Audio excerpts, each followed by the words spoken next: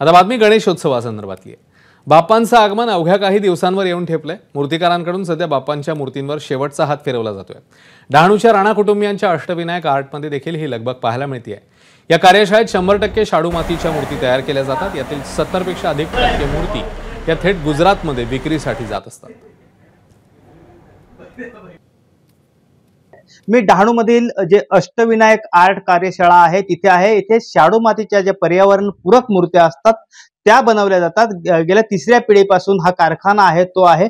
आपण पाहाल तर इथे वेगवेगळ्या स्वरूपाच्या मूर्ती आपल्याला पाहायला मिळतात। इथे आपण एक बाप्पाचं रूप बघतोय की अवधूत जे प्रकार आहेत त्या पद्धतीचा बाप्पा इथे साकारला गेलेला आहे। इथे आपण बघाल तर वेगवेगळ्या प्रकारचे आकार आहेत त्या ह्या मूर्तीला देण्याचा ह्या राणा बंधूने प्रयत्न केलेला आहे। आपण बघाल तर अगदी फेटा परिधान केलेला हा बाप्पा आहे।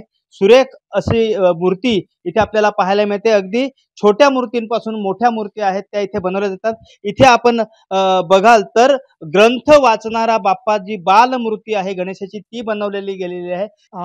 आपल्याकडे मूर्त्यांना गुजरातपासून मागण्या आहेत। गुजरात ते महाराष्ट्रामध्ये पण जातात। गुजरातमध्ये अहमदाबाद आहे, वडोदरा आहे, सुरत आहे, नवसारी आहे, वलसाड आहे, नंतर वापी आहे, सेल्वास वगैरे, आणि मग महाराष्ट्रामध्ये पालघर आहे, विरार वसई आहे, आणि नागपूरपर्यंत आपल्या मूर्त्या हे विकायला जातात।